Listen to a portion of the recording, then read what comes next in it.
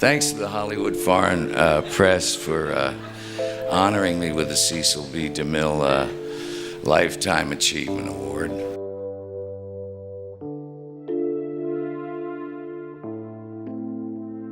Jack Nicholson spent more than 60 years running Hollywood, and almost everybody had something to say about him. But here's the twist.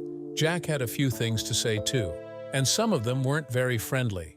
At 88, the legend finally opened up about the actors he just could not stand working with. Not mild dislike, not simple tension. We're talking about the names he utterly hated, from on-set feuds to clashing egos to moments that pushed him over the edge. These stories reveal a side of Jack we rarely hear about. Join us as we dig into the 6 people who made Jack Nicholson lose his cool, starting with Marlon Brando. Jack Nicholson has worked with almost every big name in Hollywood. For decades, he has been one of the most powerful and bankable stars in the industry. Actors wanted to work with him, directors chased him, and studios trusted him to carry huge films. But there was a time when Jack was still young, still learning, and still looking up to the legends who came before him. And one of those legends was Marlon Brando. Their relationship was complicated. Jack admired him so deeply that it almost turned into a kind of fear. It was not hate in the simple sense, but Jack sort of hated how small Brando could make him feel without even trying. And the moment they worked together changed Jack forever. Their big collaboration happened in 1976 in a Western called The Missouri Breaks. It was a film with a rugged tone set against the wild American frontier. Jack played a down-and-out rustler. Brando played a regulator hired to hunt him down. Both men were at different points in their careers. Jack had already made Easy Rider, 5 Easy Pieces, and 1 Flew Over the Cuckoo's Nest, but working with Brando still shook him. He later admitted, "It's a big problem. I suddenly felt myself feeling an old symptom while working with Marlon, which is that he's so powerful, you fall so in love with what he's doing that you want to do it yourself." He said he kept wanting to copy Brando without meaning to because Brando's presence was that strong. This feeling created a strange tension. Jack admired him, but he also feared becoming just another actor trying to imitate him. That fear mattered because when Jack first arrived in Hollywood, he saw many young actors copying Brando and James Dean. He said, "When I first came to LA, there were 10 or 12 James Dean types, innumerable Marlon Brando types. Everywhere he looked, someone was trying to match Brando's timing, tone, and style." Jack made a huge decision back then. He chose not to copy Brando, even though in his heart he felt they were true soul brothers. He wanted to be his own person. He wanted to build a style that no one else had. But now he was standing face to face with the man he had avoided copying for years. And suddenly all those old instincts came rushing back. No wonder the pressure started to eat at him. That pressure only grew when Jack saw Brando's work up close. Brando was already famous for method acting. He transformed himself for every role. For a film in 1950, he even lived in a VA hospital to understand the mind of a paralyzed veteran. And that level of dedication carried into his work on The Missouri Breaks. Jack watched some of Brando's dailies, the raw footage filmed each day. He saw 9 or 10 takes of the same scene, and each one was completely different. Jack said each take was an art film in itself. He was stunned by the depth, the silence, and the meaning Brando put into every move. And that shock hit him hard. He said, "The next day I woke up completely destroyed. The full catastrophe of it hit me overnight." Jack felt crushed, as if he wasn't good enough. This feeling wasn't hatred toward Brando the person. It was frustration at how Brando's skill made him question himself. Things got so bad that the director, Arthur Penn, had to calm Jack down and rebuild his confidence. It's almost funny now because Jack Nicholson is considered one of the greatest actors ever. But at that moment, the young Jack felt like he was drowning next to the giant he admired most. And that emotional storm, respect, fear, frustration, became the reason Jack sort of hated working with Brando. Not because Brando was cruel, but because standing beside him made Jack feel small, even when he was already a rising star. Still, Jack never let that moment break him. In fact, the experience pushed him to grow. Instead of running from Brando's power, he studied it and used the lessons in his own work. Jack later said there was always a contest in the acting profession to see who can say the best stuff about Marlon, and he meant it. Brando was not just admired, he was worshipped. and Jack understood why. Even though their time together was tense, unsettling, and emotionally heavy, he walked away with something priceless: the courage to keep his own style, even in the shadow of the greatest actor of his time. Geena Davis. Geena Davis was still very new to Hollywood when she entered the world of big stars, big sets, and big personalities. Her first movie was Tootsie in 1982, and she later said that the set taught her lessons she never forgot. One of those lessons came from Dustin Hoffman, who starred in the film with her. He gave her advice between scenes and told her things he thought would protect her as she tried to build her career. He warned her not to sleep with co-stars, and even gave her a line to use if a powerful actor tried to make a move on her. Dustin told her to say, "Well, you're very attractive. I would love to, but it would ruin the tension between us." Geena said she saved that advice away. She didn't know it yet, but she would soon need it with one of the biggest stars of all time, Jack Nicholson. After Tootsie, Geena's modeling agent took her and a few other young actor models to Hollywood to meet casting directors. This was a huge opportunity for her, and by chance her agent knew Jack Nicholson personally. Jack was already a legend. Everyone respected him and everyone talked about his wild charm. So when Geena learned she would be having dinner with him every night for a while, she was excited. She wasn't thinking about anything romantic. She thought it was a chance to learn, connect, and maybe get a role one day. But then the tone changed. One morning she found a note under her door that said, "Please call Jack Nicholson at this number." She couldn't believe it. She was still a beginner, and now this giant of Hollywood wanted to speak to her privately. She picked up the phone and said, "Hello, Mr. Nicholson. This is Geena the model. You called me?" Jack didn't waste time. He said, "Hey, Geena, when is it going to happen?" That question shocked her. She suddenly realized what he really wanted. She said later, "Oh no, why didn't I realize this is what it was going to be about?" She didn't want to embarrass him or hurt his ego, but she also didn't want to be pushed into something she didn't want. And in that moment, the line Dustin Hoffman taught her came back to her perfectly.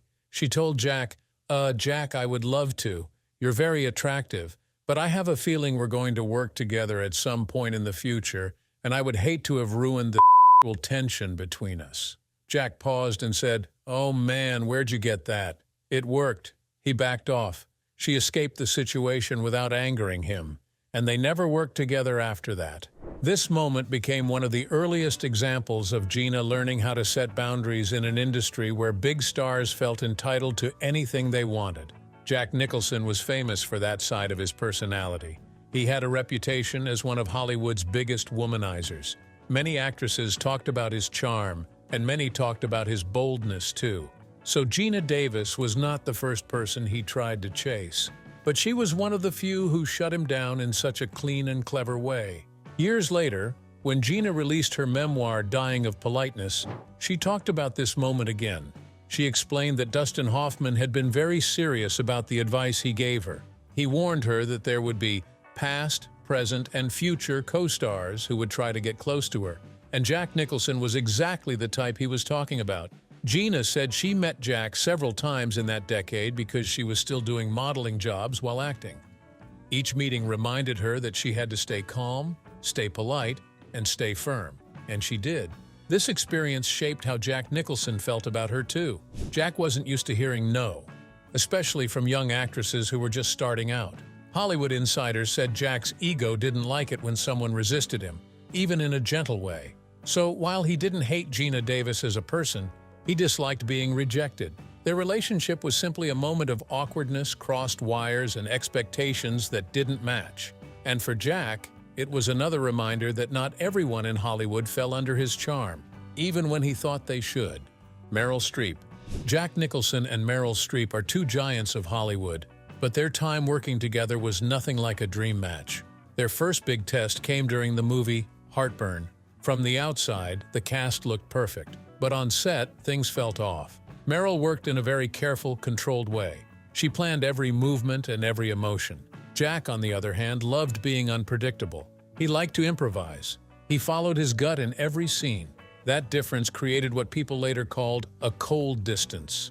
It was not loud fighting, it was more like quiet tension that everyone could feel. But this was only the beginning of a complicated connection that would follow them for years. The problems around heartburn started even before Jack stepped in. The movie was based on Nora Ephron's own messy divorce from Carl Bernstein.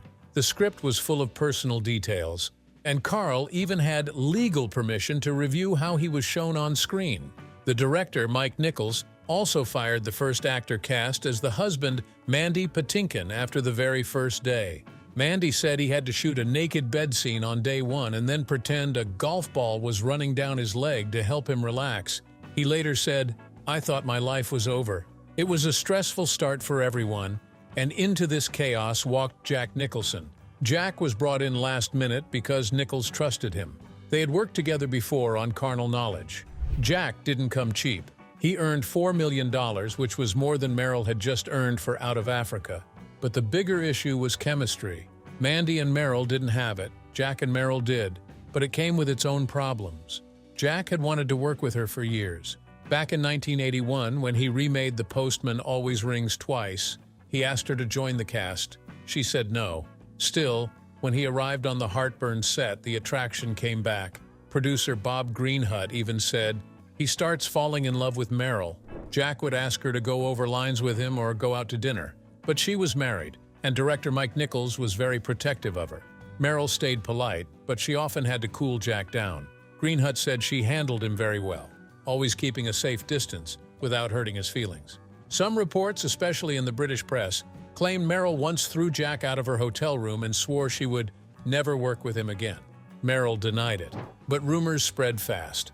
Another biography by Mark Elliott suggested Jack's relentless overtures were the reason she pulled away from him during Heartburn. Whether that exact story was true or not, the tension between them was real. And this tension shaped the idea that Jack sort of hated working with her. Not because he disliked her as a person, but because the professional differences, personal boundaries, and on-set energy were too much for him. But then something unexpected happened. Even after all the rumors and discomfort, Jack and Meryl reunited 2 years later for the movie Ironweed. And this time, everyone on set noticed how close they seemed. People whispered that something was happening inside Jack's trailer. Mark Elliott wrote that crew members said Jack and Meryl would walk out shaking, and that the trailer looked like it was balanced on 4 overworked slinkies. One source even told the Los Angeles Herald-Examiner, "Whatever is going on inside that Winnebago, it's starting to get out of hand."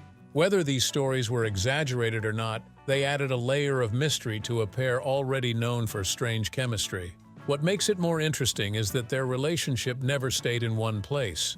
On Heartburn, they felt cold and distant at times. Jack chased her warmth while she kept her boundaries. On Ironweed, people saw passion and connection. Years later, Meryl talked about Jack with surprising fondness. She praised how social he was, how he threw himself into life instead of standing on the side. And on Watch What Happens Live, she was asked to play Shag, Marry, Kill with Jack, Robert Redford, and Dustin Hoffman. She chose Jack to shag. Dustin got the kill. The joke showed that whatever tension they once had didn't erase the respect or attraction. Even with the ups and downs, their work together changed both of them.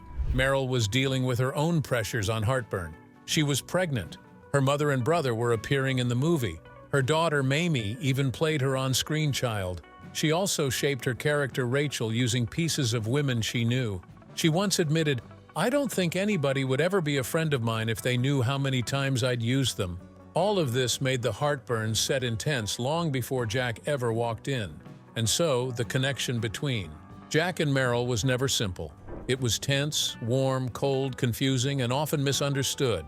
But every step, every rumor, every awkward moment, every spark helped explain why their working relationship was one Jack struggled with, even if he never fully walked away from it. Faye Dunaway. Jack Nicholson and Faye Dunaway created magic on screen in Chinatown. It was one of the biggest films of the 1970s, a dark and stylish crime story that became a classic. Jack loved the script because it was different. He said he liked playing a detective with no gun. The film earned huge praise, became a top 20 hit of the year, and scored 10 Oscar nominations.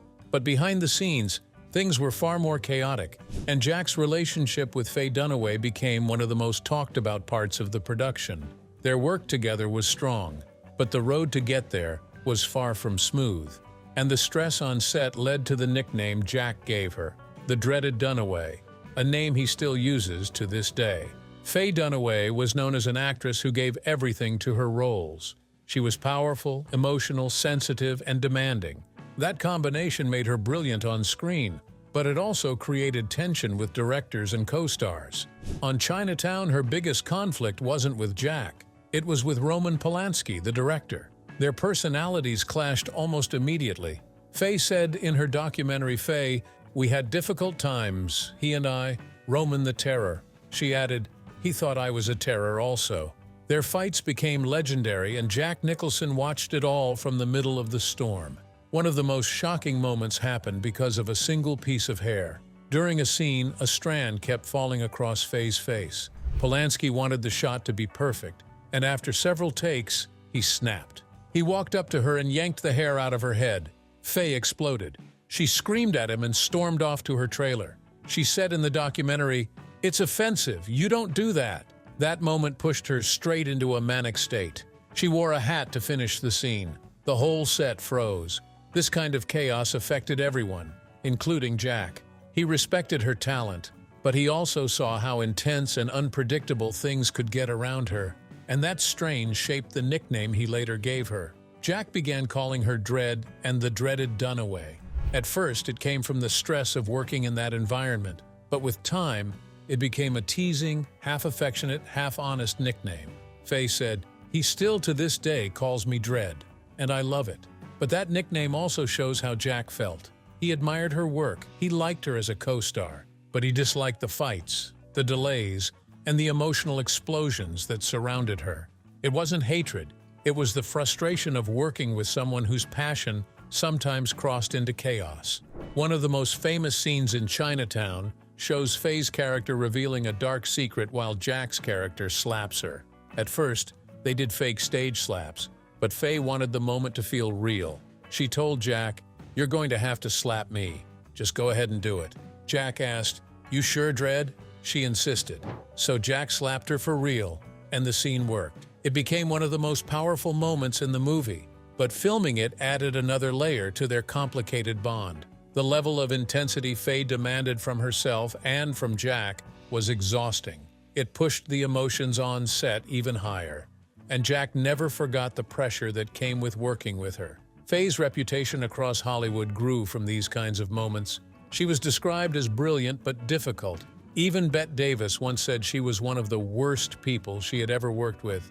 Many actors didn't want to deal with her emotional outbursts, but others understood where her power came from. Faye had trained under Elia Kazan, who taught her to reach deep into raw feelings and never be ashamed of emotional explosions. That style made her unforgettable on screen, but it also made her unpredictable behind the scenes. And on a tense film like Chinatown, that intensity only grew. For Jack Nicholson, the experience was unforgettable. He respected Faye's talent. He enjoyed working opposite her, but he also saw how heavy things became whenever the pressure rose. He didn't truly hate her. He disliked the stress, the unpredictable moments, the explosive fights with Polanski, and the emotional storms that could shut down filming for hours. That's why he jokingly called her the dreaded Dunaway. It was his way of saying she was powerful, brilliant, and a little terrifying all at the same time. Tom Cruise. Jack Nicholson and Tom Cruise created one of the most powerful on-screen battles ever filmed in A Few Good Men. Their courtroom scenes became Hollywood history, especially the moment Jack shouted, "You can't handle the truth." Tom Cruise has often said working with Jack was an extraordinary experience, and he talked about how actors and crew filled the rafters just to watch Jack perform. Even off camera, Jack encouraged him, saying things like, "That was a good take, Tommy." Their relationship on that film was full of respect. But years later, when Tom tried to convince Jack to come out of retirement for a brand new movie, Jack didn't just say no, he shut the entire project down. And that rejection revealed a different, more complicated side of their bond, one that made Jack pull away from working with Tom again. After A Few Good Men, Tom Cruise became one of the biggest stars in the world. And like most big stars, he was used to getting what he wanted. So when he found the script for a wild action comedy called El Presidente, he imagined Jack Nicholson as the perfect co-star. The movie had a big, funny premise. Tom would play a Secret Service agent assigned to protect a former president who was known as the worst in American history. And Jack was wanted for the role of that former president, a drunken, womanizing, completely out-of-control character who only ended up in the White House by accident. It was the kind of loud, chaotic part Jack used to have a blast playing. But there was one problem. Jack Nicholson didn't want to act anymore. Jack had been slowly stepping away from Hollywood. In his last years of working, he chose lighter films or comedies like About Schmidt, Anger Management, Something's Gotta Give, and The Bucket List. His final movie was How Do You Know? And after that, he quietly settled into retirement. But Tom Cruise wasn't ready to accept that. He wanted Jack, and only Jack. So he teamed up with director Doug Liman, the man behind The Bourne Identity, and they went straight to Jack's house. They pitched the story, the role, the humor, the energy. Tom even said he wouldn't make the movie without Jack. But Jack sat there, listened, and walked away unchanged. He didn't budge. He didn't negotiate. He simply decided he was staying home. And that's where the tension quietly entered their relationship. Tom Cruise was shocked. Almost no one turned him down. But Jack did. Not because he disliked Tom personally, but because he didn't want to be dragged back into a career he had already left behind. He didn't want the pressure. He didn't want the spotlight. He didn't want the grind of another set. And knowing Tom wouldn't make the movie without him, Jack's no killed the entire project. El Presidente died right at Jack's doorstep. For Tom, it was disappointing. For Jack, it was peaceful. But the moment marked a clear divide between them. Years later, Tom still speaks highly of Jack. When he talks about A Few Good Men, he remembers the excitement of working with him. He said that when Jack stepped into the courtroom set, the rafters were filled. People came just to watch him act. Tom admired how Jack understood every detail of filmmaking, from lens choices to eye movements. He said Jack was an actor's actor, generous on set, always giving more even when the camera wasn't on him. Tom loved working with him. But admiration doesn't mean the relationship was simple. Jack Nicholson is a man who protects his peace. And when Tom tried to pull him into something he didn't want, Jack shut the door firmly. That firm rejection created a sense of distance. For Jack, Tom represented the fast, high-energy Hollywood world he no longer wanted. For Tom, Jack was the one actor he couldn't convince, no matter how hard he tried. That push and pull created a quiet friction.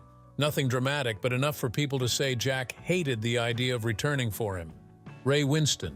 Jack Nicholson has worked with many strong personalities, but his feud with Ray Winstone stands out because Winstone openly talked about it years later. The two appeared together in The Departed in 2006, a movie filled with massive stars like Leonardo DiCaprio, Matt Damon, Mark Wahlberg, and Alec Baldwin. The film won the Oscar for Best Picture and became one of the most respected crime dramas of the 2000s. But behind the praise and awards, Ray Winstone was quietly building a strong dislike for Jack Nicholson. And when he finally spoke about it, he didn't hold back. He said he found Jack arrogant, rude, and so far up his own AE it was unbelievable. Those are powerful words, and they reveal just how bad things felt on set. Ray explained the feud during a podcast when the host asked why he didn't like Jack. He said simply, "We just didn't get on." He felt Jack had a smarmy little side mouth, meaning he made jokes with everyone else but not with him. Ray said Jack made rude cracks, the kind that feel like small insults, and Ray didn't understand why. He believed there was no need for it. The tension didn't stay only between them either. Ray said Jack was even rude to his wife when she visited the set. That moment crossed a line for him. He later said, "If he had been a younger man, I'd have definitely knocked him out." That one line shows how angry Ray truly was. Even though Ray felt disrespected, he also tried to understand why Jack acted that way. He said Jack was older and maybe going through something at the time. He even admitted he's fantastic at what he does, brilliant at what he does. That mix of admiration and frustration made their relationship even more complicated. Ray didn't hate Jack's talent. He hated the way Jack behaved around him.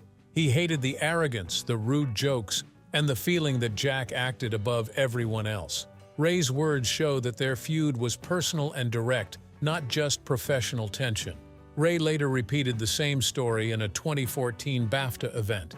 He said, "Jack and I did not seem to get on too well. Maybe he was going through a funny time. Other people on set loved Jack, which made Ray feel even more alone in his experience." He said, "Everyone else loves him to death. I just wanted him to be a great guy." That sentence reveals his disappointment. Ray went into the film wanting to respect Jack, but he walked away feeling let down. Years later, Ray added even more detail in an interview with The Independent. He said he had no idea why Jack disliked him, and he didn't feel he had done anything wrong. He also explained that he doesn't like arrogance from anyone, because we all end up in the same hole in the ground. For him, people who act above others create problems for no reason. Ray believed Jack acted that way toward him, and that's why their feud grew. But the most surprising part came at the end. When asked if he would work with Jack again, Ray said, "Of course I want to work with him again. He's a fantastic actor." That answer proves something important. Ray didn't hate Jack's acting. He hated Jack's attitude. Their feud came from personality clashes, not from their work on screen. And for Jack Nicholson, who likes to stay in control on set, Ray Winstone's blunt, direct style was probably just as uncomfortable. Their relationship was full of sharp comments, tension, and two men who simply didn't click, no matter how hard they tried. Which of Jack Nicholson's feuds surprised you the most, and why? Share your thoughts in the comments below. And don't forget to hit like, subscribe, and stay tuned for more incredible stories from Hollywood's fascinating history. See you next time. See you.